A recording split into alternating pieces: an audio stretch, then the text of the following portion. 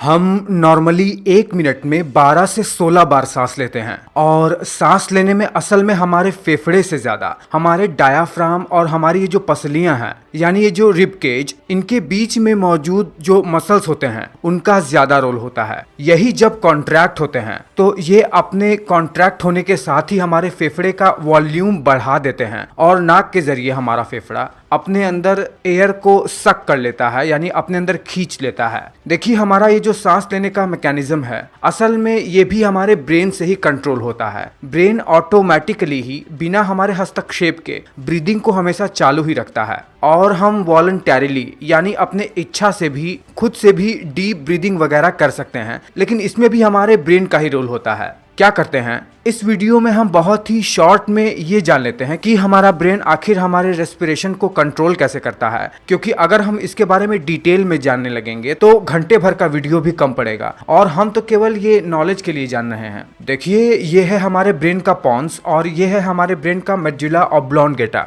यही वो दो जगह है ब्रेन में जहाँ से हमारा रेस्पिरेशन कंट्रोल होता है। देखिए हमारे पॉन्स और मेडुला ऑब्लॉन्गेटा में 2 न्यूक्लियस हैं जो कि बहुत ही ज्यादा इंपॉर्टेंट है और यही रेस्पिरेशन को कंट्रोल करने वाले मम्मी पापा हैं। ये है नीमोटैक्सिक सेंटर और ये है एपन्यूस्टिक सेंटर। यही वो 2 न्यूक्लियस हैं जो हमारे रेस्पिरेशन के लिए जिम्मेदार हैं। ये जो आप एपन्यूस्टिक सेंटर और नीमोटैक्सिक सेंटर देख रहे हैं ये हमारे ब्रेन के पॉन्स रीजन में होता है और ये दोनों करते क्या हैं? ये दोनों दरअसल हमारे मेडुला ऑब्लॉन्गेटा में मौजूद 2 ग्रुप ऑफ न्यूक्लियस, ये है वेंट्रल रेस्पिरेटरी ग्रुप और ये है डॉर्सल रेस्पिरेटरी ग्रुप, इन दोनों को कंट्रोल करते हैं, क्योंकि यही दोनों न्यूक्लियस आगे जाकर हमारे इंटरकोस्टल मसल और डायाफ्राम में जुड़ जाते हैं और यहीं से सिग्नल जाता है हमारे डायाफ्राम और इंटरकोस्टल मसल को कॉन्ट्रैक्ट होकर सांस लेने के लिए। देखिए ये जो हमारा एपन्यूस्टिक सेंटर होता है ये सिग्नल भेजता है हमारे डायाफ्राम को इंटरकोस्टल मसल को कॉन्ट्रैक्ट होकर एयर को इनहेल करने के लिए।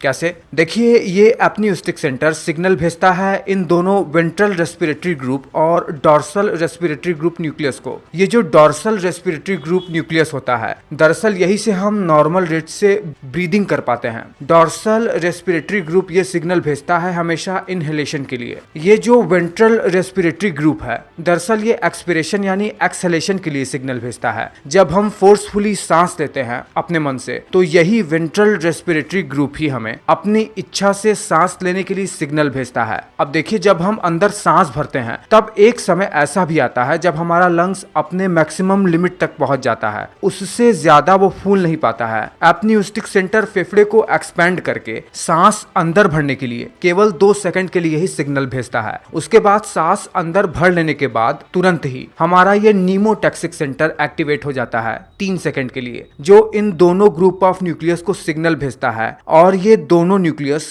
डायाफ्राम और इंटरकोस्टल मसल को सिग्नल भेजते हैं रिलैक्स होने को, जिससे धीरे धीरे हमारे शरीर से कार्बन डाइऑक्साइड वाली एयर बाहर निकल जाती है। मुझे पता है ये थोड़ा कॉम्प्लिकेटेड है पर इसको आप अगर समझ गए तो आपको ब्रीदिंग मैकेनिज्म समझना बहुत ही आसान हो जाएगा। देखिए हमारे शरीर में कीमो रिसेप्टर, स्ट्रेच रिसेप्टर और बैरो रिसेप्टर होते हैं। जैसा कि इनका नाम है कीमो रिसेप्टर, इसका काम ही है केमिकल को सेंस करना। बैरो रिसेप्टर प्रेशर को सेंस करता है और स्ट्रेच रिसेप्टर हमारे लंग्स में स्ट्रेच को डिटेक्ट करता है। जब हमारे ब्लड में कार्बन डाइऑक्साइड और ऑक्सीजन का पार्शियल प्रेशर घट बढ़ जाता है या जब ऑक्सीजन और CO2 बैलेंस में नहीं रह जाते हैं तब ये दोनों रिसेप्टर ही इन दोनों न्यूक्लियस को स्टिमुलेट करके हमारे शरीर में ब्रीदिंग रेट को घटा बढ़ाकर शरीर में ऑक्सीजन और CO2 को बैलेंस करते हैं, खास तौर पर कार्बन डाइऑक्साइड और ऑक्सीजन के कॉन्सेंट्रेशन और प्रेशर को। इसी तरीके से स्ट्रेच रिसेप्टर भी सिग्नल भेजकर हमारे ब्रीदिंग को रेगुलेट करते हैं। देखिए हमारा ये जो वॉलंटरीली ब्रीदिंग कंट्रोल है दरअसल इसमें हमारा सेरिब्रल कॉर्टेक्स का रोल होता है। सेरिब्रल कॉर्टेक्स से ही मोटर सिग्नल जाता है हमारे पॉन्स और मेडुला ऑब्लॉन्गेटा में मौजूद इन न्यूक्लियस को, जहां से हम अपनी इच्छा से सांस लेने की क्रिया कर पाते हैं, जहां से ये सब संचालित होता है। देखिए एक बहुत ही ज्यादा इंपॉर्टेंट टॉपिक